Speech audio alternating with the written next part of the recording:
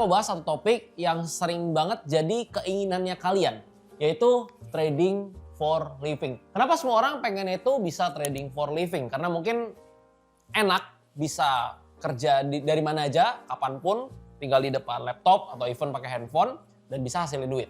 Tapi di sini gue mau disclaimer dulu di awal, prosesnya itu nggak segampang seperti kalian lihat di sosial media. Oh, deposit $1.000, profit $1.000, jalan-jalan langsung ke Bali.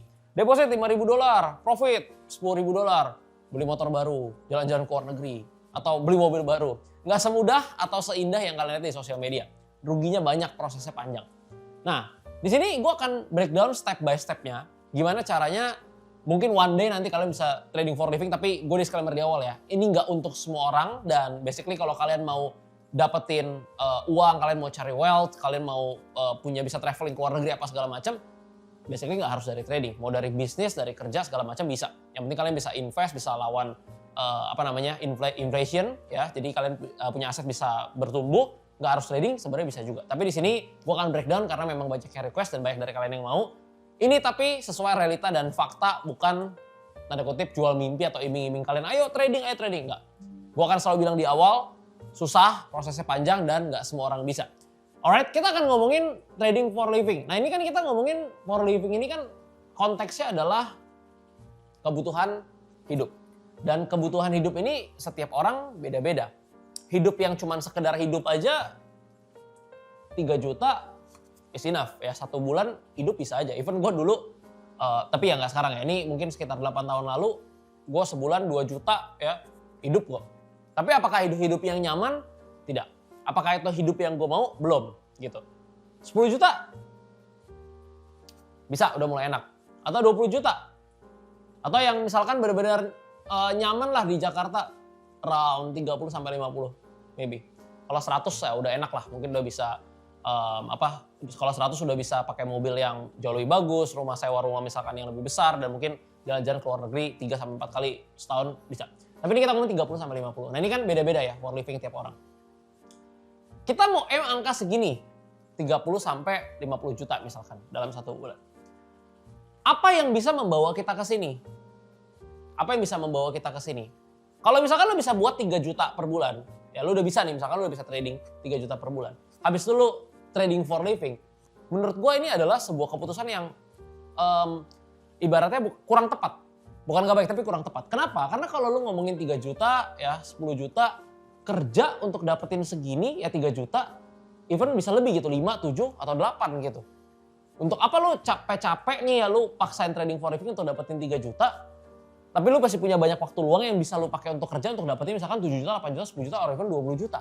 Kalau lu aimnya 3 juta, 4 juta, mungkin lebih cocok untuk ya side hustling lah ya. Misalkan lu punya salary atau misalkan keuntungan dari usaha ada 10 juta, 20 juta, lu mau dapetin side hustling dari trading itu 3 juta, 5 juta is okay. Tapi kalau ngomongin trading for living, pasti orang aimnya tuh ke sini 30, 50, or even 100. Nah, di sini gue akan bahas 3 pondasi. Ini 3 pondasi yang wajib ya. Wajib kalian punya kalau misalkan memang one day kalian pengen mengarahnya atau menujunya ke sana. Mau mengarahnya ke trading for living. Nah, di sini yang nomor 1, yang pertama itu udah pasti skill dan juga experience. Ketika kita ngomongin skill dan experience, ini kita ngomongin yang pertama ada sistem, ada strategi, sistem trading, strategi trading, dan yang terakhir itu masa sulit. Kenapa gue masukin ini ke dalam skill dan experience? Karena market itu bergerak sangat dinamis dan market itu nggak selalu mudah. Lu jangan ngomongin misalkan, bang tapi kan lu tradingnya misalkan di futures atau derivative market bisa short, bisa 2 arah. Ya bisa buy, bisa sell gitu ya. Jadi nggak harus tunggu market naik. Market lagi bear pun bisa cuan banyak. Tapi coba kalian perhatikan deh, Kalian buka portfolio kalian lihat ketika bull market sama bear market, portfolio kalian udah trading. Kalian portfolio kalian, hasil trading kalian tuh seperti apa? Lebih bagus yang mana? Basically walaupun kita bisa melakukan sell atau short di market futures derivative yang 2 arah sifatnya, ketika lagi bull itu akan selalu lebih gampang atau lebih mudah. As simple like gini, kalian misalkan trade-nya di gold sama Bitcoin gitu.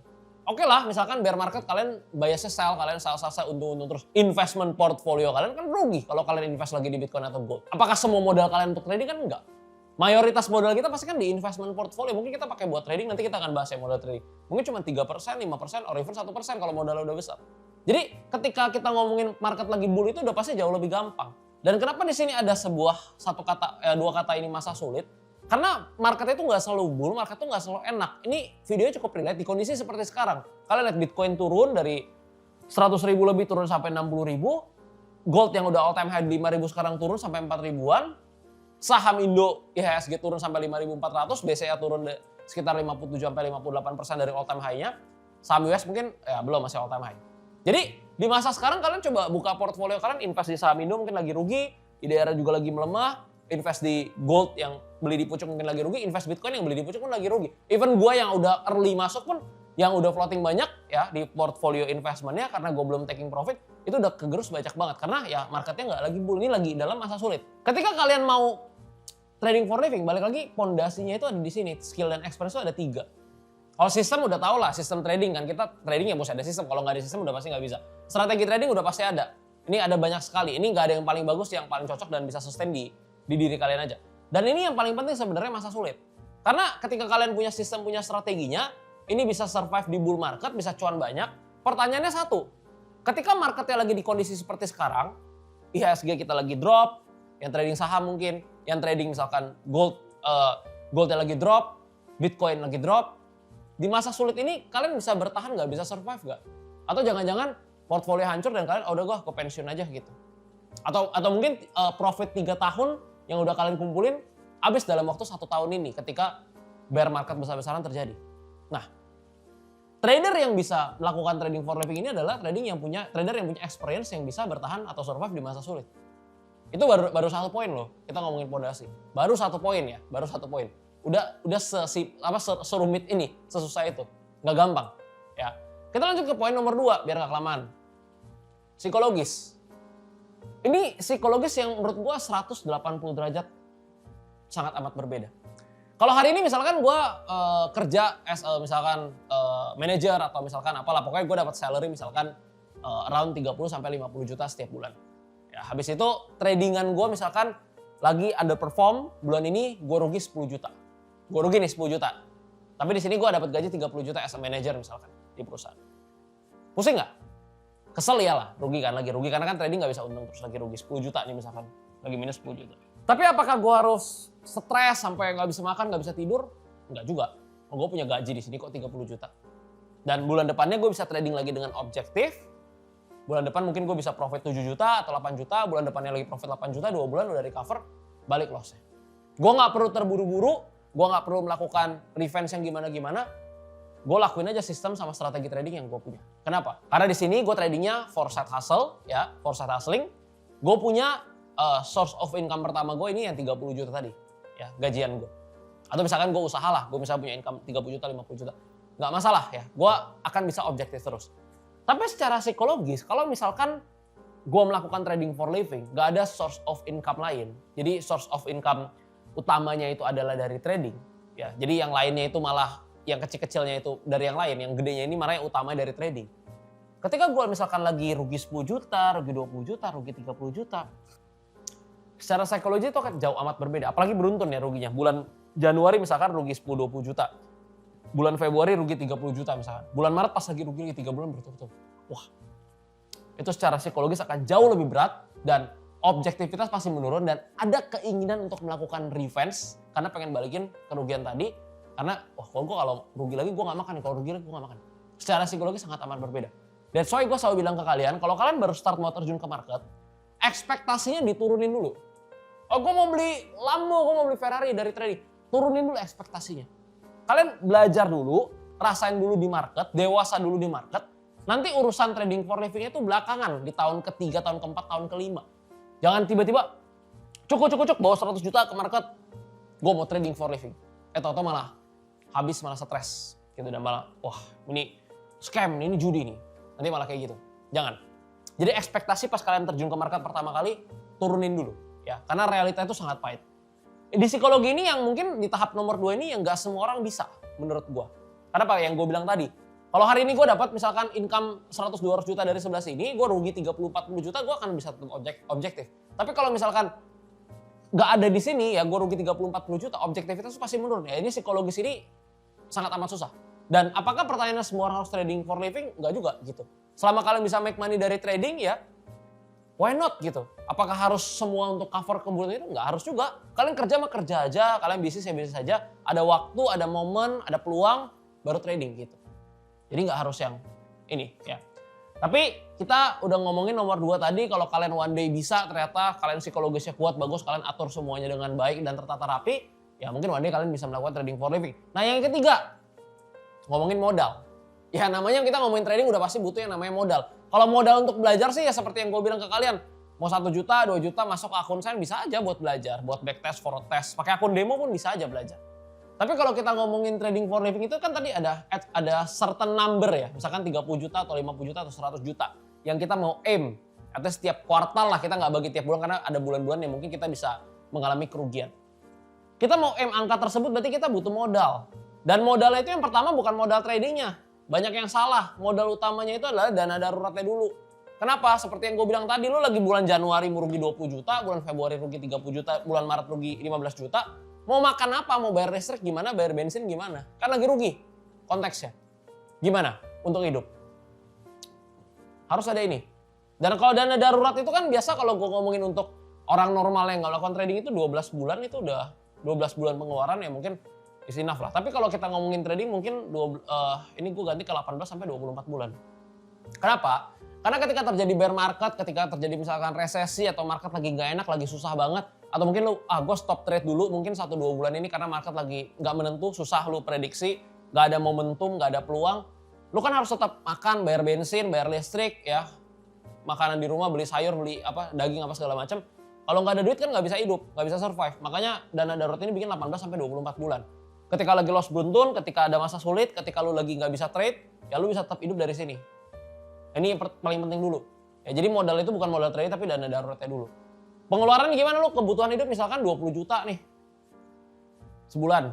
Lu bikin 24 berarti lu punya 480 juta. Itu diem. Jangan diinvestasiin ke saham, jangan.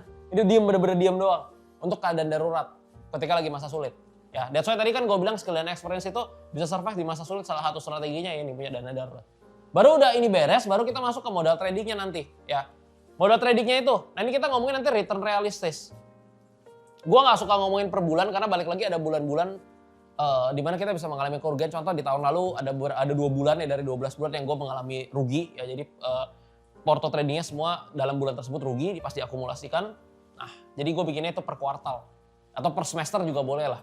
Ya jadi diakumulasikan misalkan bulan Januari, Februari, Maret ya kan gak semuanya untung ada yang rugi. Ya, per kuartal atau per semester.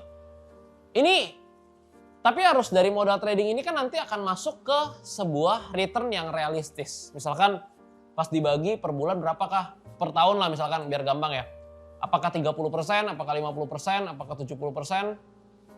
Ini tiap orang beda-beda. Nah yang harus dipertanyakan ini adalah ini dulu nih. Bisa outperform indeks atau risk free asset berapa kali? Maksudnya apa bang? Indeks itu gue ngomongin misalkan S&P, Nasdaq, ya. Misalkan nih bisa kasih return tiap tahun misalkan contoh aja ya 10%. Lu trading nih capek-capek, lu bikin sistem, lu bikin strategi, lu scalping, lu intraday, lu swing segala macam. Ya lu pokoknya trading tiap hari atau tiap minggu segala macam. Lu dapat return 12% misalkan setahun. Kalau begini, mendingan semua uang modal tradingnya gue masukin sini, gue dapat 10%, kan selisihnya minus 2% tuh berarti. Kurang ya, kalau gue trading dapat 12%. Untuk cari tambahan 2% ya, gue kerjain aja hal yang lain. Kan waktu gue nggak habis untuk trading. Gue tinggal invest di S&P atau Nasdaq-nya, cari 2%-nya dari gue kerja aja. Beres. Gue nggak akan trading. Karena nggak worth it menurut gue, selisihnya terlalu kecil. Apalagi misalkan kita ngomongin risk free asset. Risk free asset itu maksudnya gimana? Deposito, money market, ya, RDPU, reksadana pasar uang. Misalnya itu bisa kasih 5%. Nah lu trading cuma dapat 7% misalkan setahun. Ya ini ngapain lu taruh aja di sini risk free asset, no risk ya. Terus sisa waktu lu pakai untuk kerjain hal lain yang bisa dapetin uang lebih cuan. Ya jadi lu harus tahu dulu angka ini. Tapi kalau misalkan S&P 10%, tradingan lu bisa kasih 50%. Ini 5 kali outperform indeks 5 kali. Ini outperform risk free asset 10 kali. Worth it. Simpel kan hitungnya. Jadi lu tahu datanya dari mana bang? Gue bisa dapat 50%, 30%. Balik lagi kita kan ngomongin sistem, ngomongin strategi. Nanti kita bahas di sini yang ngomongin data. right? Jadi pastiin dulu nanti return realistis yang kalian bisa dapetin itu menarik untuk kalian lakuin. Ya balik lagi kalau risk free asset 5%, S&P Nasdaq bisa kasih 10%, lu trading cuma dapat 12-15%, ya nggak worth it lah, capek, buang waktu, ada resikonya, ya. Ada resiko-resiko yang di luar inilah, misalkan lu kena kayak Oktober 10 kemarin yang tiba-tiba market dump jauh, habis itu misalkan ada resiko-resiko lu salah pencet segala macam, error, human error ya. Sedangkan kalau di sini risk free asset aman, di sini lu bisa long term investment dapat 10%. Nah, jadi why-nya itu bisa nggak nih outperform index. Nah, nanti untuk modal trading idealnya ini lu bisa dapat dari angka ini ya. Misalkan tadi lu bisa dapat 50% ya. Lu butuh segini kan. Misalkan modal lu 1M nih, 1M. 50% itu kan 500 juta. 500 juta bagi, anggaplah 480 deh, 48% biar gampang. Bagi 12, 40 juta. Kurang lebih sebulan, dibagi ya, 480 juta bagi 12, kurang lebih sebulan lu dapat 40 juta ya. Untuk misalkan lu dapat MOM 30 sampai 50 juta per bulan. 40 juta per bulan dengan modal 1 miliar. Berarti sebulan kurang lebih 4%. Tapi balik lagi nggak setiap bulan untung ya. Ini kan ada untung, ada rugi, tapi pas diakumulasikan, ditambahin, dikurangin 40 juta. Ya dengan modal berarti kurang lebih 1M. Nah, masalahnya itu di sini yang selalu jadi permasalahan adalah lu mau kejar angka ini 40 juta, 4%, sistemnya udah ada segala macam, tapi duitnya ini nggak ada nih. Duit 1M-nya nggak ada. Duitnya misalkan modalnya cuma 200 juta. Lu mau M-nya segini, tapi modalnya cuma seperlimanya berarti kan 20%-nya lah 200 juta. Harusnya kan basically kalau 1M ini 40 juta, berarti kan 200 juta ini, 40 juta ini seperlimanya cuma 8 juta. Tapi lu mau M-nya tetap 40 juta, apa yang lu lakuin? Lu buka posisi dengan size yang sama, risk yang sama di sistem strategi trading lu, tapi dengan modal 200 juta. Artinya apa? Sangat agresif, risknya sangat besar. Mungkin di 1M ini berhasil, survive, untung, di 200 juta ini malah berantakan, malah margin call. Nah jadi, jangan ketika lu mau dapetin, lu udah punya sistemnya, lu mau dapetin angka segini, jangan gedein size dan gedein risknya. Tapi lu cari modal yang cocok untuk ke arah sini. Lu udah tahu nih lu bisa dapetin sekitar 4-5%, ya lu mau dapetin 40-50 juta, ya modalnya 1M dulu. Kalau bisa modal 200 juta, ya jangan M-nya segini, M-nya 8 juta berarti. Atau 8-9 juta. Itu yang harus pahamin dulu. Kebanyakan orang itu gagalnya di sini sama gue juga. Kalau gue awal trading kan gini, modalnya 10 juta, modalnya $1.000 lah, misalkan 14 juta lah. Tapi mau profitnya berapa? Mau profitnya 20 juta. Mau profitnya 30 juta. Ya, sometimes bisa menang, sometimes bisa kita pas lagi momentum bisa aja. Tapi kalau ditarik panjang pasti ada momen margin call-nya, dan ketika lu nggak bisa kontrol itu, duit lu di rekening juga habis. Gitu. Ya, sampai di sini aman ya. Kita lanjut. Ini 5 hal yang gue siapin. Tadi ya kita ngomongin ya soal data. Kan gimana caranya kita tahu kita bisa dapetin estimated return misalkan 50% per tahun atau CAGR lah. Bukan CAGR, ARR ya. Kalau CAGR kan di compound, ini nggak di compound gue ngomongnya. ARR. 50% lu tahu dari mana bang datanya? Ya data itu bisa kita dapetin dari sini. Pertama backtest. Backtest itu kita melihat historical data. Misalkan lu lihat gold, GBP/JPY, EURUSD, Bitcoin apa segala macam, lu lihat di data. Strategi trading yang lu punya lu masukin ya. Sekarang gampang sekali, nggak usah manual. Lu mesti balik ke trading view, lu lihat misalkan lu masuk di Fibo Golden Ratio, lu masuk di ketika overbought, oversold, mana yang kena SL, mana yang kena TP, backtest makan waktu lama. Sekarang udah ada yang namanya AI. Ya kalau paling enak sekarang lu combine lah antara ChatGPT, Gemini sama Cloud. Lu bisa lakuin backtest dengan sangat amat mudah, dengan sangat amat cepat. Ya mungkin dulu perlu waktu berminggu-minggu, sekarang 8 jam ya, nggak nyampe lah 4 jam ya kerjain. Dari lu mau berapa 100 trade, backtest 200 atau 300 trade, beres semua. Lu bisa backtest. Tapi ada kelemahannya. Data yang diambil ini ada data masa lampau atau historical data. Yang artinya di masa depan atau masa sekarang belum tentu sama persis. Makanya ada yang namanya forward test. Setelah selalu melakukan backtest, hasilnya oh bisa nih 50% misalkan. Belum valid. Lakuin forward test. Forward test itu di market yang sekarang yang lagi berjalan. Nah ini takes time. Karena kan setiap candle itu kan belum terbentuk kan yang di masa depan. Yang di besok ya atau 15 menit kemudian belum terbentuk. Jadi lu lakuin forward test. Jadi lu trading sekarang. Forward testnya gimana? Misalkan pakai akun demo. Ya. Jadi kalau misalkan pas rugi, underperform, itu bukan uang lu beneran. Atau bisa juga pakai akun real tapi modalnya yang kecil lah. Misalkan modal trading lu harusnya 200 juta tapi lu forward testnya cuma pakai modal misalkan 10 atau 20 juta, size-nya dikecilin. Nanti gua akan jelasin ya kalau akun demo segala macam bikinnya gratis juga. Nah, nanti ketika lu udah coba backtest, udah coba forward test, strategi dan sistem yang lu pakai itu ingat ya. Bukan yang bisa kasih profit paling besar. Bukan yang bisa 30-100% dalam sebulan, tapi di bulan ketiga, bulan keempat habis. atau bulan kedua habis. Jangan. Tapi cari yang bisa sustain. At least ya kalau menurut gue forecast 100 kali trade lah. Ya misalkan lu tradingnya di intraday ya dari 100 kali trade lah. Kalau swing mungkin kebanyakan 100 kali trade makan waktu mungkin 50 trade lah. Karena kalau swing panjang kan ya lu butuh open close mungkin 2-3 hari gitu kan. Jadi butuh waktu 2-3 bulan juga. Kalau intraday atau scalping gampang lah. Scalping kan mungkin sehari bisa 10 posisi, mungkin bisa 200 trade. Ya. Ini cari yang paling sustain. Oke. Lu udah punya datanya, udah pernah backtest, udah punya forward test, udah tahu risk reward yang lu pakai. Idealnya gimana, strategi entry-nya gimana, money management-nya gimana, growth-nya berapa, drawdown-nya berapa, lu udah punya semua datanya, baru modal trading. Modal trading ini tadi gue ngomongin 1M itu, makanya gue bilang kan trading for living gak segampang itu. Bukan berarti kalian punya 1M, cuk, ini masukin untuk trading for living. Semuanya.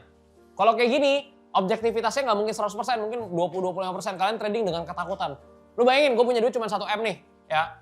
Gue masukin 1M semuanya ke akun trading gue. Tidur gue gak nyenyak. Gimana ya kalau tiba-tiba kayak 10 Oktober tahun kemarin? Gimana kalau tiba-tiba gold turun 4%? Gimana kalau tiba-tiba nggak bisa seperti itu? Jadi modal trading itu idealnya itu ya 1-10% lah dari net worth. Ya. Jadi bukan semua uang kita masukin ke dalam untuk trading. Ya. 10% misalkan kita punya 1M ya ini kita buat trading paling 100 juta atau 50 juta. Jangan semuanya dimasukin gitu. Pasti lebih banyak di portfolio investment ya. Jadi ingat ya, bukan berarti kalau makanya banyak kalian yang tanyakan, "Bang, gue punya uang nih 10 juta di rekening." Gue selalu saran ke kalian jangan trading gitu. Padahal kan sebenarnya 10 juta itu bisa lo dipakai untuk trading, bisa ngasilin cuan. Tapi nggak bisa, kenapa? Karena kalau 10 juta itu uang di rekening kalian, semua uang kalian di trading, semua uang kalian masukin, dan ternyata kalian gagal, margin call, habis semua uang kalian, pusing. Ya.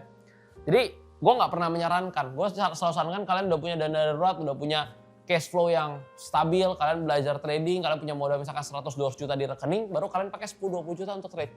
Kira-kira seperti itu. Oke. Ketiga, aksesibilitas. Nah ini seperti yang gue bilang tadi ya, kita perlu aksesibilitas itu kan news, misalkan makro news, geopolitik, ya kita perlu journaling. Tadi kan lu backtest sama forward test nih, ada yang lu entry di berapa, stop loss di berapa, reasonnya apa, kenapa misalkan lu pakai trailing stop, kenapa nggak pakai trailing stop dan lain-lain. Lu butuh journaling nih untuk dapetin data ini masuk ke jurnal. Prosesnya ini perlu kedisiplinan, karena orang itu gampang sekali trading, gampang pencet-pencet ya. Pasti lu suka pencet-pencet dapat duit. Tapi giliran soal jurnal itu malasnya setengah mati. Makanya gue bilang manfaatin di era sekarang tuh ada AI, ada cloud, ada ChatGPT. Lu tinggal lempar semua hasil trade lu ke sana, bikinin jurnal simple, lu bisa baca di sana. Ini pair apa nih? Gold, XAUUSD. Entry-nya di berapa? SL-nya di berapa? TP-nya di berapa? Ini kena TP. Tapi kurang ideal. Kenapa TP kurang ideal? Ini kena stop loss. Kenapa kena stop loss? Ini risk reward-nya kurang menarik. Yang ini menarik. Lu cari yang paling bagus, filtering. Ya, lu tinggal belajar prompting di cloud ChatGPT untuk dapetin ini jurnal. Jurnal ini adalah menurut gua modal kalian ya, semua experience kalian, semua yang kalian pelajarin tuh dituangin itu ada di jurnal. Tanpa jurnal kalian susah banget untuk improve, percaya gua. Ya jadi bikin jurnalnya. Keempat, investment portfolio itu harus ada. Ya. Anda balik lagi, kita masuk ke masa sulit, tapi ada juga masa enak bull. Dan di bull market biasanya investment portfolio itu bisa perform sangat bagus tanpa harus kita kasih effort yang besar. Maksudnya gimana? Contoh misalkan lagi bull market di saham Indo. IHSG dari 7.000 naik ke 10.000. Lu gak perlu capek-capek trade, gak perlu banyak keluar masuk. Lu buy and hold aja itu, porto itu bisa naik 100-200%. Bitcoin misalkan lu beli di 20-25 ribu dia naik ke 100 ribu, porto lu bisa gain 300-400%. Itu masa gampang bull market. Jadi investment portfolio itu harus diusahakan ada dan mungkin nilainya itu justru lebih besar daripada portfolio trading. Dan nanti end game itu justru di sini ya. Misalkan lu udah punya duit misalkan 30-50 M. 30 M lah nggak usah 50 M. Lu masukin investment portfolio risk free asset indeks ya misalkan ETF Nasdaq atau S&P. Rata-rata aja lu dapet misalkan 10% itu udah 3 M. Nggak usah 3 M deh, kita kecil lagi misalkan 2,4 M. 2,4 M bagi 12 itu udah 200 juta sebulan. 200 juta sebulan lu udah hidup happy sekali tanpa lu harus pusingin cari duit lagi. Gitu. Jadi end game-nya itu ketika lu udah punya duit at certain number gitu ya, bukan trade for living lagi tapi jadi invest for living gitu. Jadi tetap buat investment portfolio ya. Balik lagi yang gue bilang, trading gak untuk semua orang, trading for living gak untuk semua orang, tapi kalau invest semua orang harus, karena kita harus lawan inflation, right? Kalau enggak uang kita pasti tergerus, oke? Platform trading. Nah, ini penting ya. Apalagi kita ngomongin, kita kan trade ini pasti ada yang intraday, ada yang scalping, ada yang swing ya. Itu menurut gue penting banget untuk kita cari yang cocok. Dari segi apa? Kalau gue ya kriterianya. Yang pertama ya, yang selalu gue mention dari dulu sampai sekarang, makanya lately gue lagi cobain IUX juga dan lumayan oke ya, gue udah cobain. Nomor satu itu kriteria yang paling gue masukin nomor satu itu pertama itu daripada apa, misalkan app-nya atau apa enggak. Itu yang nanti dulu. Tapi yang pertama itu mengenai deposit and withdraw. Karena kan kita mau uang, kita mau deposit, pasti kita pas profit kita mau withdraw juga. Nah ini nomor satu menurut gue. Spread malah nomor dua, ini nomor satu dulu. Deposit dan withdrawnya itu harus lancar, harus gampang. Ya, di IUX itu oke, ya deposit cepat, ya withdraw juga oke, cepat. Nah yang kedua baru kita ngomongin spread. Spread ini kan setiap kita entry di pair apapun, misalkan kalian ke money changer aja kan itu ada yang namanya spread. Spreadnya misalkan di EU ada yang 3, ada yang 4, ada yang 5, ada yang 6, ada yang 8, ada 10. Nah spread ini cukup penting karena kalau kita tarik jangka panjang, ya mungkin kalau misalnya post sizingnya nggak terlalu besar, mungkin nggak terlalu ngaruh gimana. Tapi pas sizingnya udah mulai besar, modalnya makin besar, apalagi ditarik jangka panjang, diakumulasikan gede juga loh. Ya spread sama fee lah. Jadi kalau bisa cari platform trading itu yang punya spread dan juga fee itu nggak terlalu tinggi. Karena kalau terlalu tinggi, nanti at the end kalian akumulasikan setahun, profit kalian tuh bisa lumayan tergerus dari spread dan juga fee. Ya, jadi apalagi kalau misalkan untuk kalian yang suka scalping, ya spread dan fee itu matters. Kalau swing mungkin nggak gitu matters lah karena ya lu kena berapa pips doang spread, tapi kan sekali TP atau sekali SL jauh gitu kan jaraknya atau range. Tapi kalau scalping kan misalkan di gold tuh scalping cuma cari misalkan 20-30 pips ya, 50 pips, tapi spreadnya udah gede sendiri. Nah, itu akan tergerus gitu. Nah, baru nanti lanjutannya adalah fast execution. Fast execution ini kalau untuk swing nggak terlalu penting, tapi kalau untuk scalping sangat penting. Karena perbedaan millisecond itu aja itu udah sangat mempengaruhi performa trading kalian. Ya, jadi tergantung ya nanti strategi atau style trading kalian kayak gimana. Kalau kalian scalping udah pasti harus pilih yang fast execution. Nah kalau ngomongin IUX seperti yang gue mention tadi yang udah gue cobain, kalian bisa sambil lihat di sini. Jadi mereka itu punya spread yang super kecil. Ya, jadi mereka punya akun yang ultra tight spreads. Jadi itu kecil banget spreadnya. Ini menurut gue ya cocok lah untuk kalian melakukan intraday atau scalping. Jadi nggak gitu boros gitu di fee. Nah kalian bisa lihat di sini juga, nanti kalian bisa buka ya akun realnya atau misalkan mau backtest dulu pakai akun demo, kalian mau atur nanti mau leverage-nya berapa ya, modalnya berapa, akunnya kayak gimana, itu sesuai dengan preferensi kalian masing-masing itu bisa. Mereka itu juga punya fitur DMA atau direct to market routing. Jadi transaksi yang kalian pencet nih, kenapa bisa fast execution-nya cuma 30 millisecond? Karena fitur ini. Jadi ketika kalian pencet misalkan ya kalian cobain ya beberapa platform trading. Misalkan kalian pencet buy ini, dia baru bunyi di MetaTrader ya. Teng, tek, tek, ya kan. Tapi ada yang begitu pencet tek, tek langsung gitu. Kenapa bisa secepat itu? Itu karena ada fitur fast execution ya DMA yang tadi. Jadi kalau untuk sekali lagi yang gue mention, kalau kalian memang scalping, ya fitur ini lumayan penting untuk kalian. Jadi pastiin kalau kalian mau pilih platform trading sesuaiin dengan style kalian seperti apa. Kalau yang swing mungkin nggak terlalu pusing lah, delay 1-2 second kan swing nggak masalah, tapi kalau yang scalping wah itu matters banget. Sama ditambah lagi pas news, ketika kita ngomongin platform trading yang punya fast execution, ketika kalian trade misalkan pas news atau lagi high volatility, itu slippage-nya itu pasti jauh lebih kecil. Tapi ketika misalkan ada delay, wah itu kadang slippage bisa besar, bisa lebar banget. Jadi mungkin kelihatan di spread kecil nih, tapi ketika order tek ya misalkan lu buy, tapi dia udah di atas, kebayanya malah di atas gitu, nggak di harga yang kalian mau. Kenapa? Karena ada slippage yang besar, karena ketika kalian pencet ataupun limit order, masuknya itu ke server lama gitu. Jadi slippage juga berpengaruh, karena ya balik lagi ketika slippage-nya gede kan ibarat kalian kena spread jadi gede juga. Kena slippage itu ya basically kayak kalian jadi kena spread besar gitu. Dan yang gue cukup amazed di IUX itu nggak ada trading restrictions. Jadi kalian bebas mau pakai strategi apa, misalkan kalian mau pakai hedging mode, kalian mau scalping, mau intraday, misalkan mau HFT dan lain-lain ya, itu nggak ada restriction ya. Jadi nggak gampang kayak misalkan akunnya tiba-tiba 3 bulan trading kena ban nih karena kayak gini, karena pakai strategi ini kena ban nih, ya apa segala macam. Itu di sana nggak ada. Ya jadi terserah kalian mau pakai strategi apa, selama kalian bisa perform bagus, aman. Karena kesel pasti kan kalau misalkan pas trading lagi oke-okenya, lagi berjalan mulus, atau tiba-tiba akun ke ban tanpa alasan yang jelas. Untuk KYC juga cepat banget, gue udah cobain. Nanti kalau kalian mau buat accountnya tinggal klik linknya ada di deskripsi. Kalian cobain sendiri lah. Sekali lagi jangan percaya apa yang gue omongin, tapi kalian coba sendiri, rasain sendiri. Kok coba ya deposit kecil dulu ya, withdraw kecil ya, cobain lancar nggak, abis itu kalian cobain trade ya, beneran cepet nggak ya, jangan percaya omongan gue, kalian coba klik sendiri ya, coba buat akun demonya ya, buat latihan, buat apa, for test ya, Kalian misalkan mau bikin 1 akun, 2 akun, misalkan yang ini untuk scalping, ini untuk swing, mau forward test dulu, yang ini untuk misalkan intraday mana yang lebih bagus, silakan kalian cobain. Sebelum kita tutup, gue mau balik lagi sedikit ke trading for living. Nah, di sini memang topiknya trading for living, tapi balik lagi gue mau ingetin ke kalian. Untuk kalian yang baru mau terjun ke market atau sekarang udah belajar trading tapi belum bisa profit konsisten, coba turunin ekspektasinya ini, jangan ke for livingnya dulu. Tapi gimana caranya kalian bisa survive, ya, ini survive di market dan kalian bisa dapetin return yang bisa kalian tadi indeks dan juga risk free asset. Coba fokus ke sana dulu. Nanti untuk trading for living ini kan step by stepnya lumayan panjang ya, walaupun cuma 3 poin. Skill dan experience-nya kalian kumpulin 1 tahun, 2 tahun, 3 tahun. Gue tahun keberapa nih? 2017 3 tahun. Gue masuk tahun ke-9 loh trading. Dan di 3 tahun awal tuh gue babak belur, rugi terus. 2020 sebenarnya udah bisa profit pun masih nggak konsisten. 2021 mungkin konsisten tuh di 2022 gitu. 23 lah, 22 udah mulai konsisten, tapi 23 baru bener-bener ngerasain wah ternyata begini, udah dapat sistem yang bener-bener gue stick to the plan yang seperti ini. Itu lama, jadi 17, 18, 19 itu gue berdarah-darah. Uang belajarnya banyak sekali dan menurut gue cara untuk memperkecil uang belajar itu adalah dengan kalian jangan asal cemplungin uang kalian, tapi kalian fokus dulu sama skill, experience, psikologis.